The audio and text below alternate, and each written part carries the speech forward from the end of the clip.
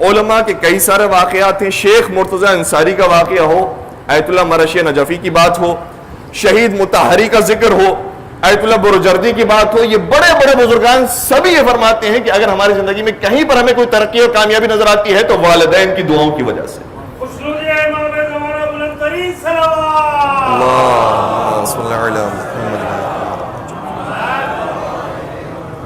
آیت اللہ بہاؤالدینی کا جملہ ہے, آیت اللہ سید رضا بہاؤالدینی کے جن کا 25 سال پہلے تقریباً انتقال ہوا, بہت بڑے عارف, وہ یہ فرماتے ہیں کہ میں نے علماء کی زندگی کا مطالعہ کیا اور مختلف علماء کو دیکھنا شروع کیا کہ جو بہت زیادہ مشہور ہوئے اور بڑے علماء کہلائے اور کچھ مشہور نہ ہو سکے, تو میں نے ان کی زندگی کے مطالعے سے یہ جانا کہ جس کو کوئی بڑا مقام ملا ہے اس کے پیچھے والدین کی دعائیں ہیں, اور جو اس مقام تک نہیں پہنچ سکا وہ اس وجہ سے کیونکہ والدین سے وہ دعائیں نہیں پا سکا. ایک بہت بڑے ہمارے عالم دین آیت اللہ غربی اصفہانی, جن کو آیت اللہ کمپانی بھی کہا جاتا ہے, اور یہ آیت اللہ بہجت کے اساتذہ میں شامل ہیں, آیت اللہ بہجت کے استاد. کہتے ہیں کہ یہ خدمت میں ایک شخص آیا اور اس سے بڑا عجیب مسئلہ پیش کیا, کہا کہ قبلہ میرے ساتھ معاملہ یہ ہے کہ نہ صرف یہ کہ رزق و روزی میری طرف نہیں آ رہی, بلکہ جہاں میں دیکھتا ہوں کہ کوئی کاروبار کوئی کام چل رہا ہے, رزق و روزی وہاں پر مل رہی ہے, میں وہاں ہاتھ ڈالتا ہوں ختم ہو جاتی ہے, وہاں سے وہ غائب ہو جاتی ہے. یعنی اس نے اپنی حالت اس طرح سے بیان کی کہ اگر میں دریا کے پاس چلا جاؤں تو دریا خشک ہو جائے, یعنی انتظار میں ہے کہ اس سے دور بھاگا جائے, نعمات الہی مجھ سے دور بھاگ رہی ہیں, میں کیا کروں. سب سے پہلا سوال آیت اللہ غربی اصفہانی نے کیا, بتاؤ تمہاری گردن پر کوئی حق و ناز تو نہیں ہے, لوگوں کا کوئی حق تو تمہاری گردن پر نہیں ہے. خدا تو بہت معاف کرنے والا ہے, لیکن بندے کبھی کبھار معاف نہیں فرماتے. کوئی خدا کا کوئی بندے کا حق تمہاری گردن پر تو نہیں ہے. کہا کہ نہیں, میں نے بہت سوچا اس پر, کوئی کسی کا حق میری گردن پر نہیں ہے, اور میں خدا کی قسم کھا کر کہہ سکتا ہوں کہ کسی کا کوئی حق میری گردن پر نہیں.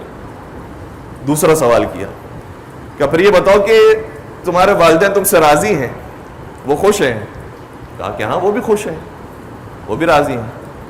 کہا کہ تھوڑا سا اور دقت کرو, کہیں تم نے انہیں کوئی ناراض تو نہیں کیا. والد کی شخصیت کو, والد کے حالات کو بھی دیکھو اور والدہ کے بھی حالات کو. کبھی کبھار انسان یہاں پر بالخصوص ممبروں سے بہت زیادہ بیان کیا گیا کہ والدہ کا احترام ہے, والدہ کا احترام ہے, والدہ کا احترام ہے, اور ہے بھی, لیکن اس کا یہ مطلب نہیں کہ والد کا احترام نہیں ہے. تو والد کے بھی حالات کو دیکھو اپنے ساتھ اور والدہ کے حالات کو بھی دیکھو. کہا کہ بس ہاں ایک موقع ایسا آیا تھا جب گھر میں جھگڑا ہو گیا, اور یہ ہمارے گھر گھر کا گویا مسئلہ ہے, اور کیا میڈیا پیش کر رہا ہے, کیا ڈراموں میں دکھایا جا رہا ہے, اور کیا تعلیمات اسلامی ہیں, ان دونوں کو ہمیں دیکھنا چاہیے. کتنا فرق ہے زمین و آسمان کا. کہا کہ ہاں بس ایک چھوٹا سا جھگڑا ہو گیا تھا, وہی ساس بہو کا معاملہ تھا.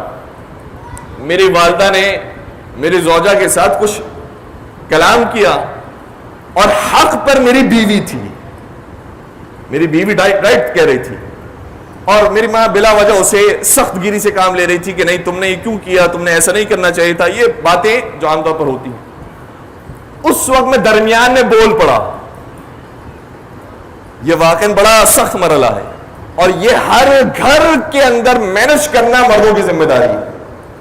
گھر کو چلانے والا مرد ہوتا ہے, اس لیے اگر گھر صحیح طریقے سے چلانا ہو تو اس سلسلے میں مینجمنٹ سیکھنا ضروری ہے. چاہے ہم نے MBBA نہ کیا ہو, CA نہ کیا ہو, لیکن یہ والا CA کرنا سب پہ لازم ہے. کہ میں اس موقع پر بول پڑا, اور میں نے کہا کہ آپ کیوں اتنا اس کو تنگ کر رہی ہیں. میں نے اپنی ماں کو کہا کیوں اتنا پریشان کر رہی ہیں, اب کیوں بلا وجہ اتنا شور شرابہ کر رہی ہیں, صحیح تو کہہ رہی ہے میری بیوی. بس میں نے اتنا کہا, میری ماں خاموش ہو گئی.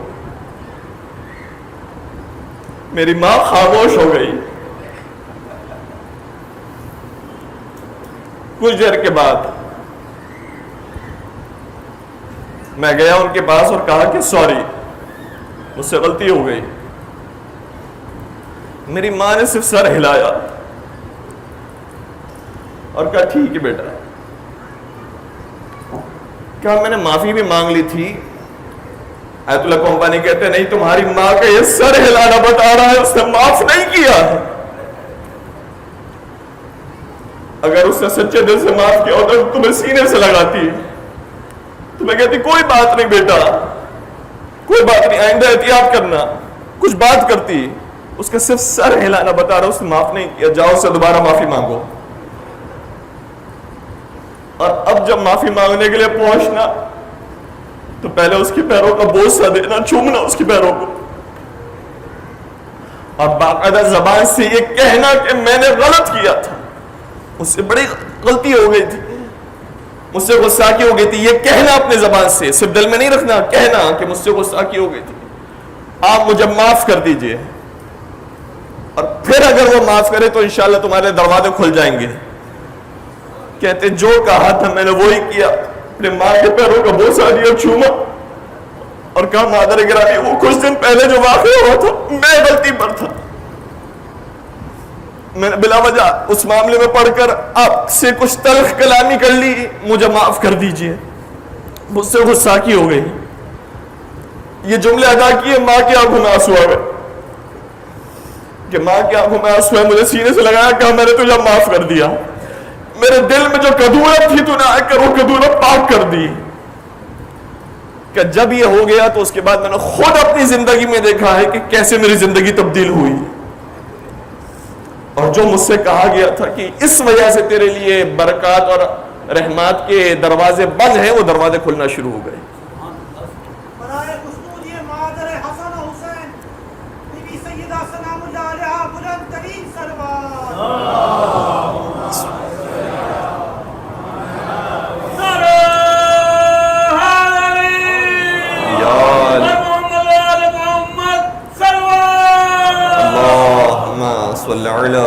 محمد وآل محمد عجل فرجہم. بڑے اثرات ہیں.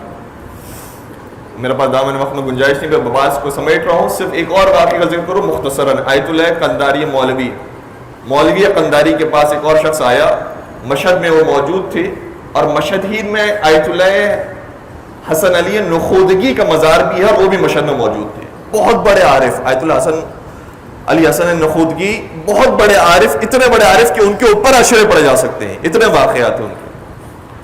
وہ شخص آیا، اس نے کہا کہ مولوی قنداری کے پاس آ کر کہا کہ مجھے نہیں معلوم کہ کیا معاملات ہیں، میرے لیے رزق و روزی کے راستے بند ہو گئے ہیں، آپ دعا فرمائیے. کہا کہ ٹھیک ہے ہم دعا کریں گے. کیا ہوا تمہارے ساتھ؟ کچھ حالات معلوم کیے. پھر اس سے پوچھا کہ یہ بتاؤ کہ تمہارے والدین کے ساتھ تو کچھ معاملات خراب نہیں ہیں؟ کہا کہ ہاں کچھ معاملات میرے خراب ہو چکے تھے، لیکن اب وہ دنیا میں نہیں رہے، دنیا سے جا چکے ہیں، میں کیا کروں؟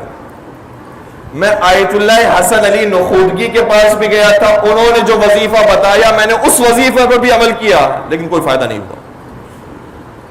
کچھ بات ہوئی اور اس کے بعد آیت اللہ قنداری نے کہا کہ انشاءاللہ تم نے جو دعائیں مانگی ہے اس کا اجر تمہیں آخرت میں ملے گا. یہ کہنے کے بعد اس سے خداحافظی کی، وہ جانے لگا تو اپنے اطرافیوں سے جو قریب القریب افراد تھے، جو بہت خاص مخلص افراد تھے، ان سے کہا کہ آیت اللہ حسن علی نخودگی جیسوں سے بھی کوئی کام نہیں ہو سکتا جب اس کے والدین اس سے ناراض ہیں. بڑے بڑے آیت اللہ حسن علی نخودگی بھی کچھ نہیں کر سکتے اگر اس کے ماں باپ اس سے راضی نہیں. اور روایات متعدد ہیں.